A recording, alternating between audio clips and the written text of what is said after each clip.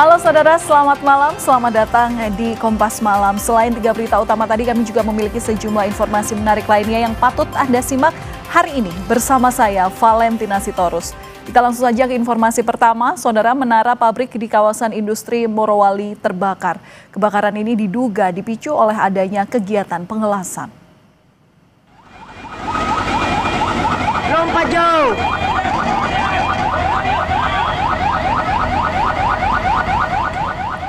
Kebakaran sebuah menara gas buang sebuah pabrik menyebabkan kepanikan.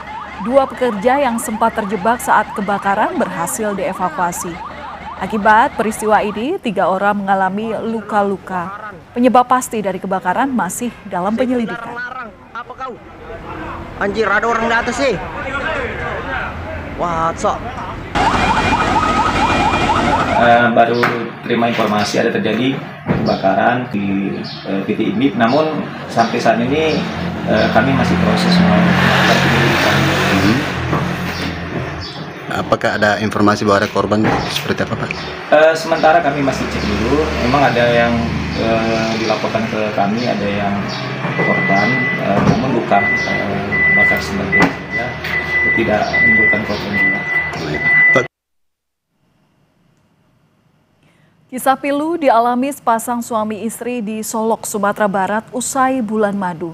Sang istri meninggal dunia dan suami yang sempat kritis berjuang untuk hadir di pemakaman istrinya.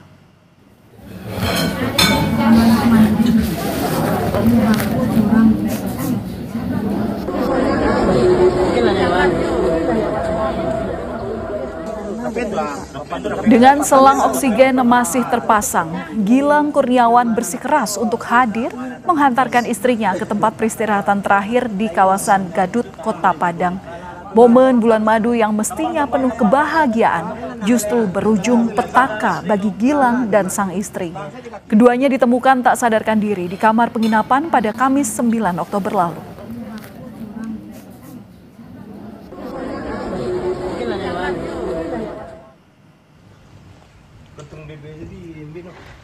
Sementara itu, keluarga Cindy Destananda membatalkan proses autopsi.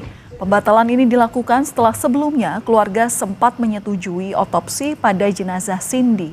Polisi menyebut pembatalan persetujuan ini disampaikan oleh pihak keluarga saat pengurusan berkas di Polres Arosuka. Ya, kemudian kita dampingi pihak keluarga korban ini sampai ke Polres Solo, kita lengkapi administrasi untuk rencana autopsi mayat tersebut. Namun setelah sampai di Polres Solo, pihak keluarga mengurungkan niatnya, ya tidak jadi dilakukan otopsi dengan pertimbangan mungkin keluarga sendiri kita mungkin yang pihak keluarga sendiri yang lebih tahu, sehingganya otopsi mayat tidak jadi dilaksanakan. Suami korban hingga kini masih menjalani perawatan di Rumah Sakit Semen Padang, Provinsi Padang. Kondisinya mulai membaik. Sementara itu, pihak keluarga berharap agar pihak pengelola penginapan bertanggung jawab atas peristiwa ini. Kami sudah mencoba menghubungi pihak pengelola penginapan, saudara, namun belum ada tanggapan. Perawatan yang baik lah itu ya, fasilitas yang baik. Kemudian saya minta pertanggungjawaban dari penginapan itu ya, seperti apa dia, mungkin kita mesti nunggu. Saya itu yang penting. Tentu pertanggungjawabannya bukan hanya ke pihak saya ya, karena kan ada 2 korban. Menantu saya meninggal, anak saya dirawat seperti ini. Ya. Kita akan lihat seperti apa pertanggungjawabannya. Dan untuk membahas lebih lengkap terkait kasus kematian istri dan suami yang kritis saat berbulan madu di sebuah penginapan di Kabupaten Solok, Sumatera Barat, kita akan berbincang dengan Kasat Reskrim Polres Solok, ada AKP Evrian Mustaqim Batiti. Selamat malam, Pak Evrian. Selamat malam, Mbak. Iya, Pak Evrian, saya mau konfirmasi soal dugaan karena keracunan gas dari pemanas air. Benar seperti ini, Pak, karena memang tidak ditemukan tanda-tanda kekerasan dari visum luar. Baik, selamat malam Mbak. Jadi terkait situasi yang sampai saat ini kami temukan bahwa benar dari hasil visum luar bahwa tidak ada tanda-tanda kekerasan. Oke, pasti proses penyelidikan hingga kini juga masih dilakukan, apalagi pihak keluarga dari korban ini juga meminta agar pemeriksaan terhadap pihak pengelola segera dilakukan. Sampai saat ini hasil temuan di lokasi kejadian seperti apa, Pak Efrian?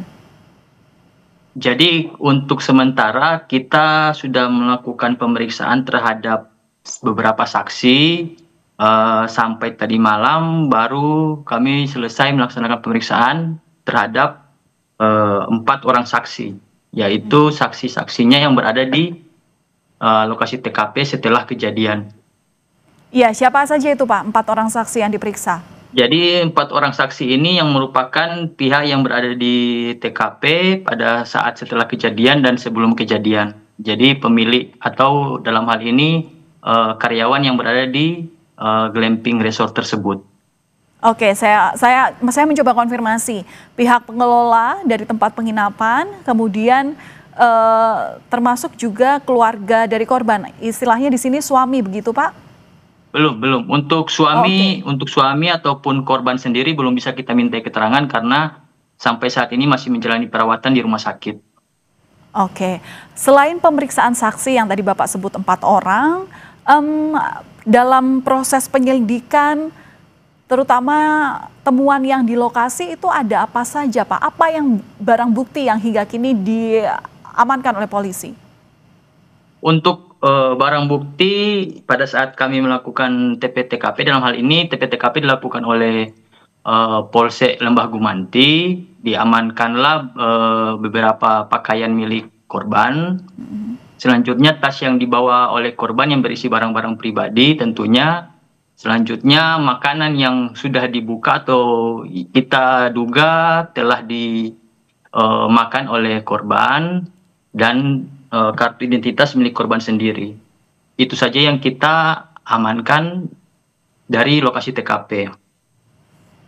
Temuannya seperti apa, Pak? Ini kan juga supaya bisa menjadi imbauan kepada masyarakat luas, terutama juga kehati-hatian ketika juga memiliki infonya adalah karena water heater begitu, yang kemudian memang ada gasnya. Nah, apa Pak temuan yang ada di lokasi, di tempat itu begitu? Jadi kewaspadaan supaya bisa dibangun di tengah masyarakat. Kalau misalnya di lokasi, hal-hal yang pada umumnya berada di resort ya, namun untuk lokasi di kamar mandi sendiri yang menjadi dugaan oleh pihak kita, kepolisian, di dugaannya itu adalah keracunan, jadi kita juga mengamankan tabung gas LPG tersebut.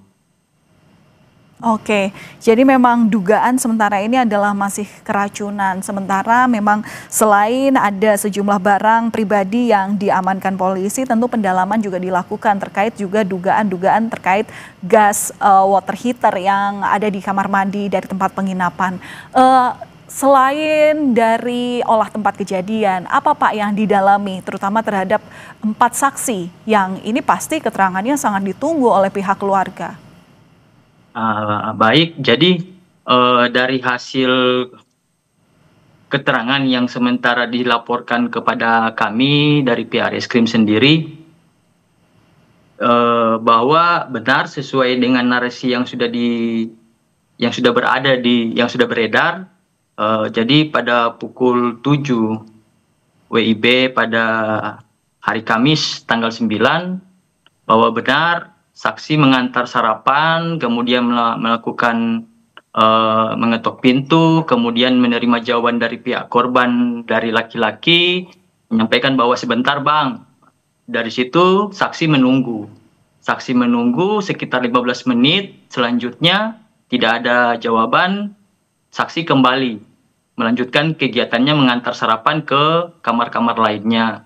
Setelahnya pada pukul 7.30, saksi lainnya datang ke kamar tersebut, mengetok pintu, tidak ada jawaban, saksi curiga, saksi kemudian memanggil rekan-rekan lainnya dan pemilik administrasi untuk meminjam kunci dan dibuka paksa.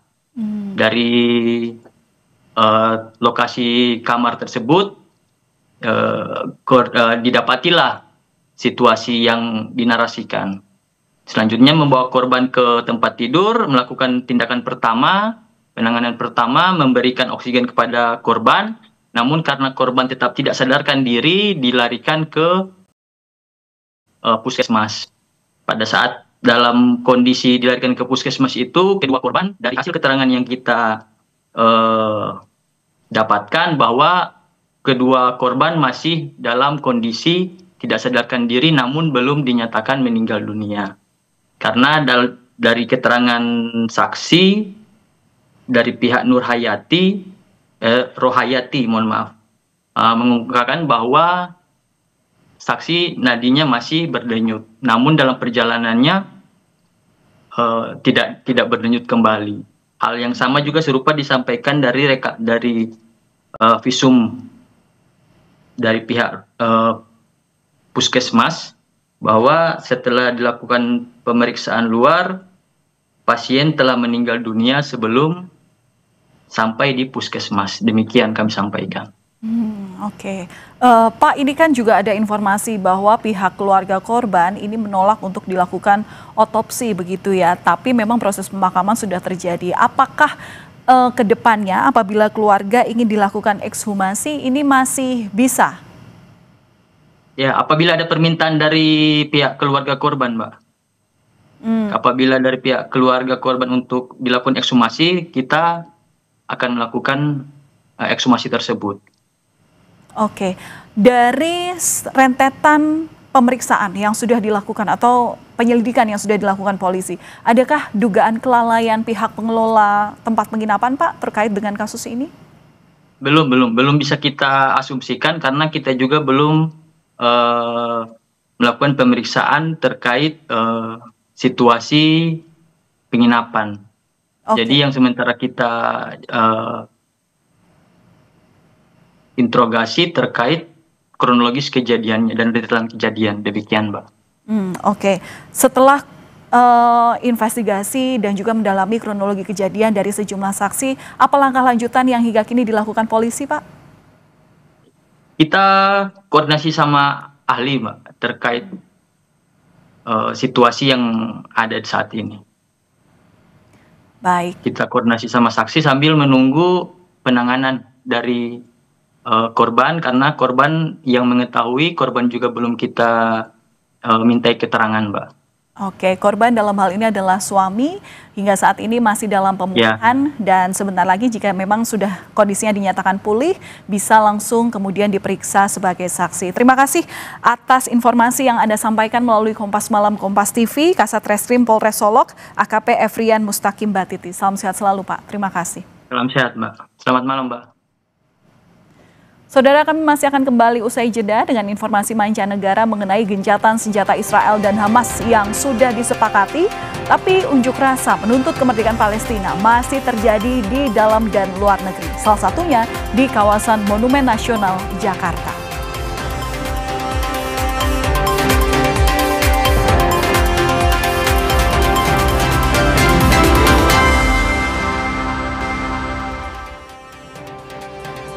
Saudara, Presiden Prabowo Subianto menggelar rapat terbatas bersama dengan sejumlah menteri di kediamannya yang ada di Jalan Kartanegara, Kebayoran Baru, Jakarta Selatan.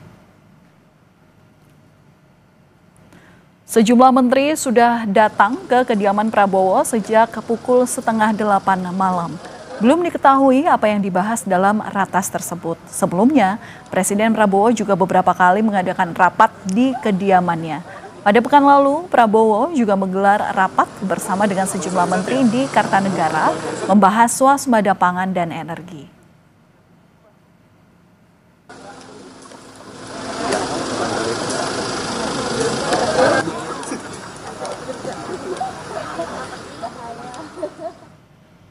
Kita beralih ke informasi lain, Saudara. Aksi unjuk rasa menuntut kemerdekaan Palestina berlangsung di kawasan Monumen Nasional Jakarta.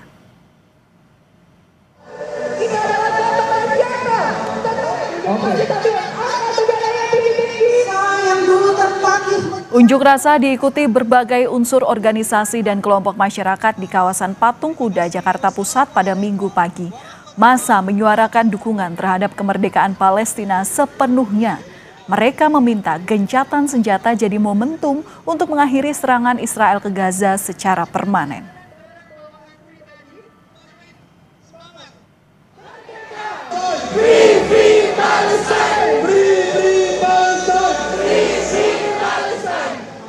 Massa dengan semangat menyerukan kemerdekaan penuh Palestina. Selain terus mendorong peran pemerintah Indonesia, Massa juga menyampaikan apresiasi atas perjuangan sejumlah negara, termasuk Indonesia, dalam penyelesaian konflik Palestina-Hamas.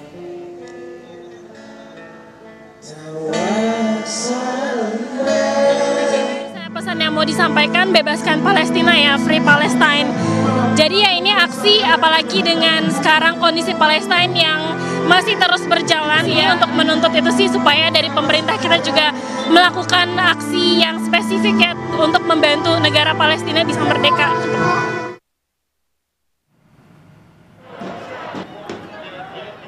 Aksi bela Palestina secara masif juga berlangsung di Australia. Aksi ini digelar di tengah gencatan senjata Gaza yang memasuki hari kedua.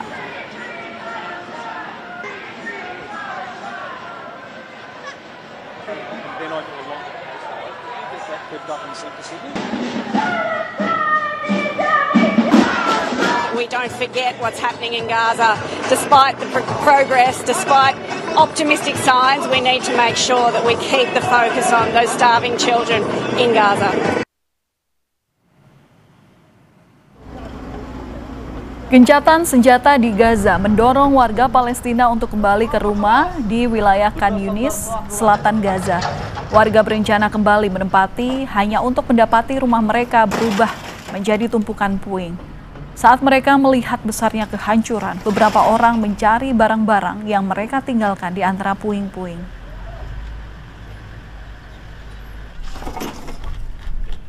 خايفين على أرواحنا الآن إحنا بعد موقفة الحرب كيف بدنا نعيش مش عارف لا ماء لا كهرباء لا بيوت لا طرقات حياة كئيبة جدا.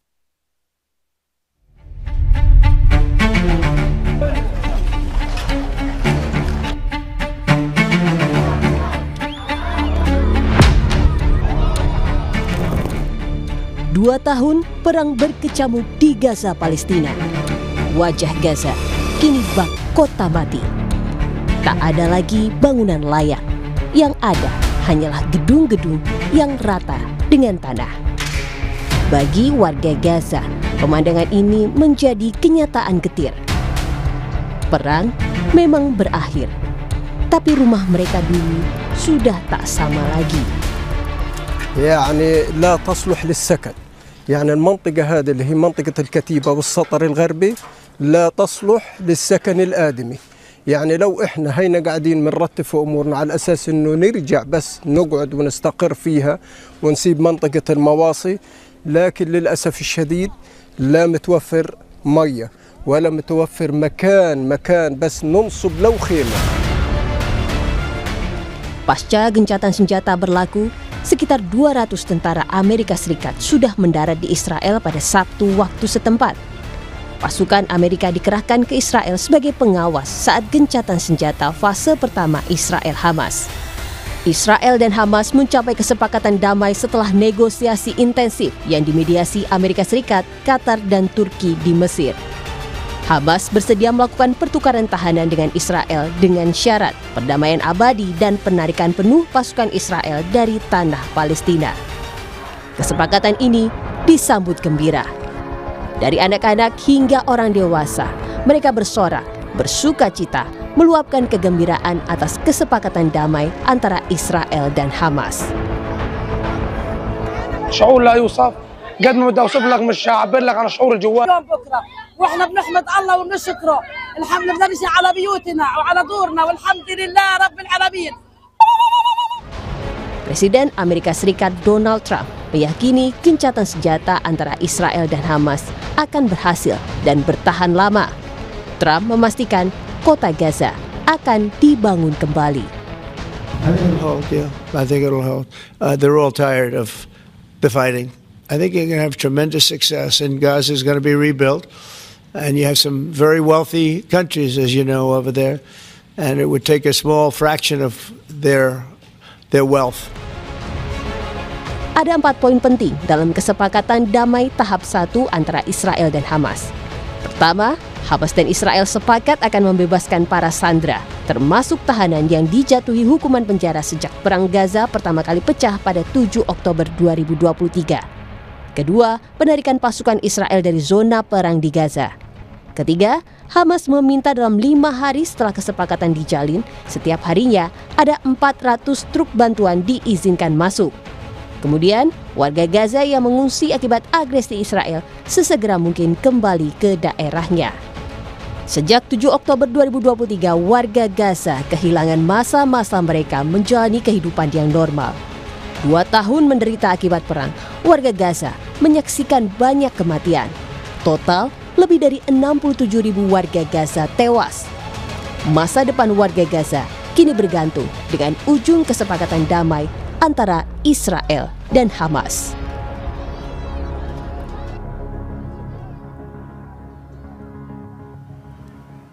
Kita beralih ke informasi lain, Saudara. 2 jenazah korban ambruknya bangunan Pondok Pesantren Buduran Sidoarjo, Jawa Timur berhasil diidentifikasi.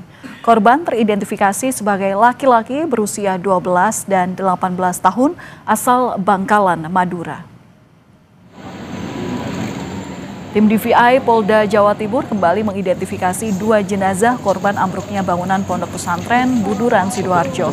1 korban teridentifikasi atas nama Haikal Fadil Al-Fatih, laki-laki berusia 12 tahun. 1 jenazah lainnya teridentifikasi atas nama Syamsul Arifin, di mana hingga kini total sudah ada 53 jenazah yang telah diidentifikasi dari 67 kantong jenazah yang dievakuasi. Jenazah cocok atau match dengan 2 nomor antemortem, yaitu yang pertama kantong jenazah dengan nomor postmortem RSB B025 teridentifikasi melalui DNA dan medis cocok dengan nomor antemortem 003 sebagai Ahmad Haikal Fadil Al-Fatih. Kantong jenazah dengan nomor PM atau postmortem RSB B047 teridentifikasi melalui DNA, medis, dan properti. Barang kepemilikan cocok dengan nomor antemortem 059 sebagai Syamsul Arifin, laki-laki. Kami akan kembali usai jeda dengan informasi mengenai kekacauan yang terjadi saat truk-truk bantuan memasuki wilayah Khan Yunis di jalur Gaza. Puluhan pemuda dan anak-anak menyerbu dan memanjat ke atas truk untuk berebut bantuan logistik.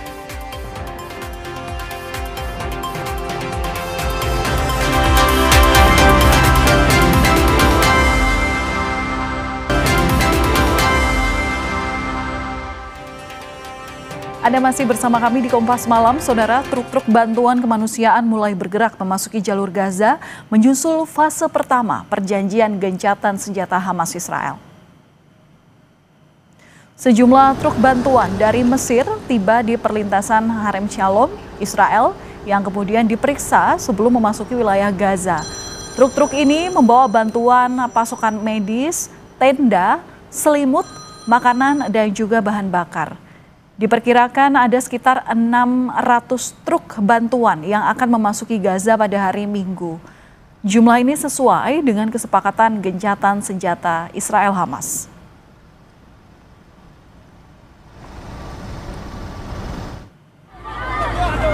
Namun kekacauan terjadi saat truk-truk bantuan ini memasuki wilayah Khan Yunis di jalur Gaza.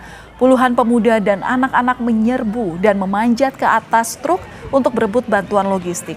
Aksi berbahaya ini terjadi usai perjanjian gencatan senjata Israel-Hamas disepakati, yang diantaranya mencakup kepastian bahwa aliran bantuan kemanusiaan tanpa hambatan ke jalur Gaza.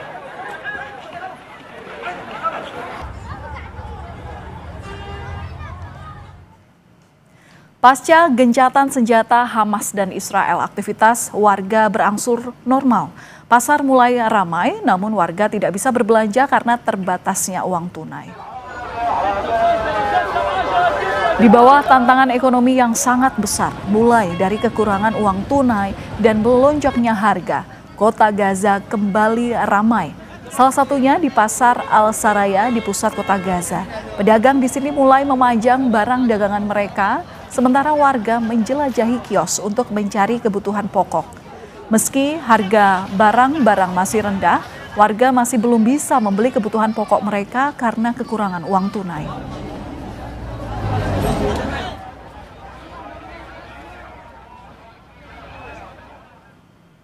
Saudara, Israel dan Hamas harus menjaga komitmen agar momentum gencatan senjata ini bisa membawa perdamaian dan mengakhiri penderitaan di Gaza. Kita akan berbincang dengan Guru Besar Ilmu Sejarah dan Geopolitik Timur Tengah Universitas Indonesia, ada Prof. Yon Mahmudi. Selamat malam Prof. Yon, salam sehat selalu. Selamat malam Mbak Valen.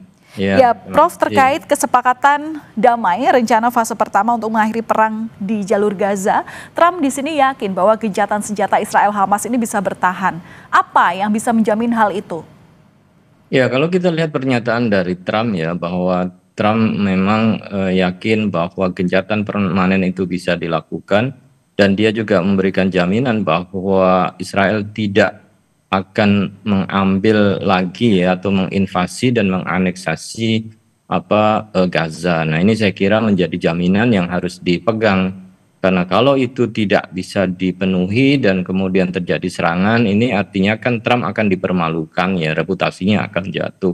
Nah, ini saya kira menjadi salah satu bagian penting ya, bagaimana Amerika sebagai garantor untuk memastikan bahwa gencatan senjata itu akan mengarah kepada gencatan senjata yang permanen, termasuk nanti sampai pada akhirnya dari titik yang paling ideal itu akan ditarik pasukan Israel yang ada di Gaza sampai pada tahapan berikutnya secara keseluruhan, dan nanti akan digantikan oleh pasukan penjaga perdamaian. Jadi kalau kemudian fase itu sudah sampai mulai terjadi penarikan ya pasukan Israel di wilayah Gaza yang didahului oleh pertukaran tawanan ya kedua belah pihak, saya kira itu akan mengarah kepada perkembangan yang positif. Tetapi kalau kemudian setelah pertukaran tawanan kemudian ada yang mencederai, dan kemungkinan ya dengan track record Israel itu bisa saja terjadi, maka ini tentu akan menjadi masalah serius ke depannya. Adakah sanksi bagi dua negara ini yang apabila melanggar dari poin-poin kesepakatan itu, Prof? Nah, namanya negosiasi itu kan sebenarnya dilakukan secara sukarela ya. Dua belah pihak kemudian bersetuju untuk melakukan negosiasi dan perdamaian, dan sewaktu-waktu mereka bisa menarik diri.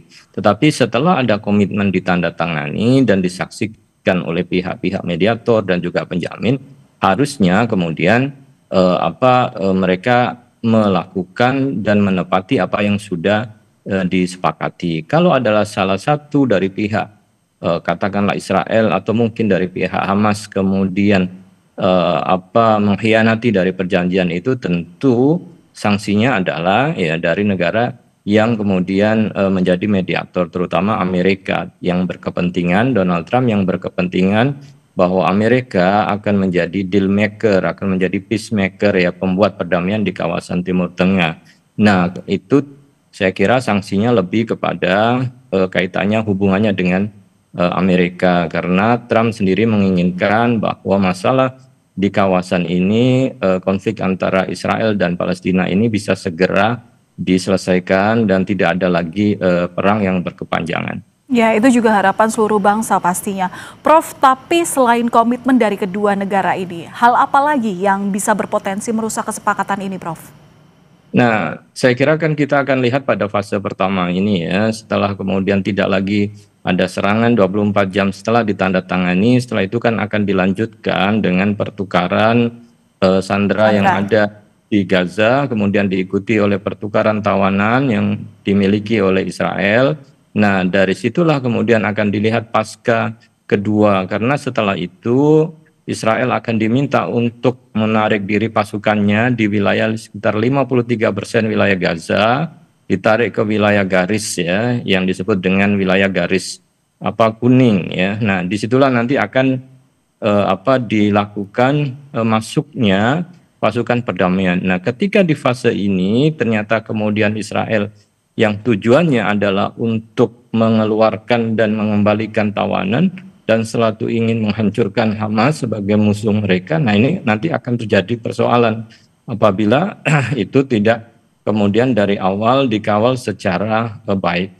Kemudian masalah yang lain adalah ketika tawanan yang kemudian disampaikan terutama dari pihak Palestina, nama-nama yang diminta oleh Hamas kemudian tidak sepenuhnya ya dikeluarkan, tapi masih banyak yang kemudian ditahan, ini juga akan bisa menjadi hambatan. Dan terakhir saya kira hambatannya adalah bagaimana kemudian menjaga agar Israel tidak masuk kembali ya ke wilayah yang sudah ditentukan, garis yang ditentukan, agar kemudian bisa dipastikan kedua belah pihak bisa menjaga perdamaian masing-masing, dan kemudian harapannya nanti ketika dilibatkan pasukan internasional itu juga bisa memastikan bahwa tidak akan terjadi saling serang di antara kedua belah pihak, dan itu akan menuju kepada perdamaian yang permanen. Ya, Prof, selain gencatan senjata, kemudian juga kita nantikan pertukaran sandera dari kedua belah pihak ini, apakah hal-hal ini memang bisa menyelesaikan masalah utama di Gaza? Nah, tentu kemudian akhir dari negosiasi itu kan bagaimana mewujudkan ya aspirasi dunia internasional yang menginginkan two-state solution. Artinya ketika kemudian pasukan Israel sudah ditarik sepenuhnya, kemudian setelah itu pasukan penjaga perdamaian sudah masuk ke wilayah Gaza, maka akan dilakukan pemerintahan transisi. Nah, pemerintahan transisi inilah yang memungkinkan untuk kemudian terwujudnya kemerdekaan Palestina. Nah, kalau ini yang tercapai, tidak ada hambatan yang berarti, kemudian Amerika dan negara-negara mediator lainnya bisa menjamin bahwa semua akan berjalan secara smooth ya, walaupun tentu perlu waktu dan perlu kerja keras. Maka ini akan menjadi solusi ya bagi rakyat Palestina dan tentu juga solusi bagi Israel agar kemudian kedua belah pihak itu ya bisa koexisten hidup berdampingan dalam skema two-state solution. Harapannya dengan two-state solution itu persoalan Palestina dan Israel itu bisa diselesaikan. Tapi tentu perjalanan ini cukup panjang dan terjal dan banyak beberapa tantangan yang memang harus dihadapi. Oke, two-state solution ini memang jelas secara narasi, tapi kadang ini juga masih mengkhawatirkan karena komitmen itu lagi yang kemudian kita kejar untuk bisa mewujudkan perdamaian dari dua negara. Sejauh ini, Prof, track record peran Indonesia dalam mendukung hal ini seperti apa?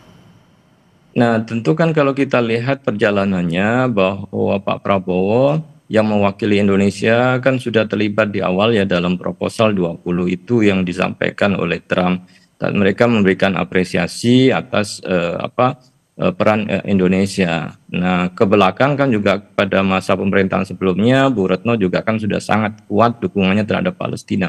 Nah, tentu sekarang ketika posisi negosiasi, maka peran Indonesia saya kira harus tetap diperkuat dan dipertahankan agar tetap masuk ya di dalam negara yang membidani dan juga melahirkan perjanjian dan negosiasi. Nah, posisi Indonesia yang dianggap lebih netral begitu ya, karena tidak memiliki kepentingan geopolitik, selain kemudian mendukung adanya sebuah perdamaian, menjadi sangat penting sebagai alat kontrol untuk melihat apakah selama ini perjanjian itu menguntungkan ya dan bersifat adil ya kedua belah pihak dan tidak condong kepada Israel saja contohnya, karena Amerika tentu sangat dekat dengan Israel. Nah, peran ini saya kira menjadi penting dan Indonesia sih harusnya menjadi bagian pertama yang mengirimkan pasukan perdamaian, karena komitmen Pak Prabowo kan menyampaikan bahkan 25.000 bisa dikirimkan bahkan lebih, dan termasuk juga komitmen di dalam hal pendanaan. Nah, ini saya kira menjadi untuk rekonstruksi Gaza itu sendiri ya, Prof ya? Ya, saya kira itu juga ya bagian dari itu ya, untuk melakukan rekonstruksi, karena pasca wilayahnya sudah menjadi lebih relatif aman, maka tentu akan dilakukan rekonstruksi dan itu perlu waktu dan saya kira biaya yang cukup besar ya di dalam membangun kembali wilayah Gaza. Baik, terima kasih Prof Yon Mahmudi sudah berbagi informasi bersama Kompas Malam di Kompas TV. Terima kasih atas insight Anda. Salam sehat selalu, Prof. Terima kasih. Assalamualaikum warahmatullahi wabarakatuh. Waalaikumsalam warahmatullahi wabarakatuh. Saudara, kami masih akan kembali usai jeda dengan informasi mengenai langkah Indonesia ke Piala Dunia 2026 yang terhenti usai takluk dari Irak.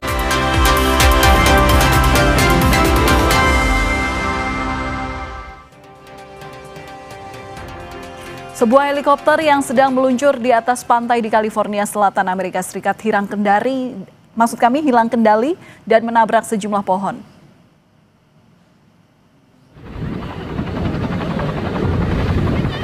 Inilah detik-detik jatuhnya helikopter di California Selatan, Amerika Serikat. Helikopter ini tiba-tiba kehilangan kendali dan menabrak deretan pohon palem dan membuat warga kaget. Departemen Pemadam Kebakaran setempat bilang 5 orang terluka termasuk 2 orang yang berada di dalam helikopter.